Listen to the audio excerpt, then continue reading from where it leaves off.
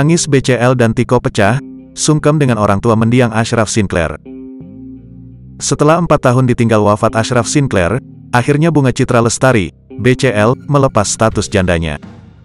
BCL resmi dinikahi Tiko Aryawardana di Bali, Sabtu, tanggal 2 Desember tahun 2023. Di hari bahagia BCL, rupanya keluarga sang mendiang suami juga turut datang jauh-jauh dari Malaysia. Tampak ayah, ibu dan adik Ashraf Sinclair hadir di acara pernikahan BCL. Dalam momen bahagia tersebut, rupanya BCL juga turut sungkem pada orang tua mendiang Ashraf Sinclair. Tampak BCL sungkem dan memohon doa restu dari ibu mertuanya, Dida Sinclair. Melihat kini sang menantu telah menikah dengan pria lain, Dida Sinclair tampak haru.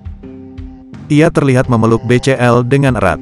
Tak hanya itu, Nenek Noah juga mengusap wajah BCL agar air mata tak melunturkan kebahagiaan sang menantu tercinta. Sementara itu, Tiko yang berada di samping BCL juga menangis saat ayah mendiang Ashraf memeluknya layaknya anak sendiri.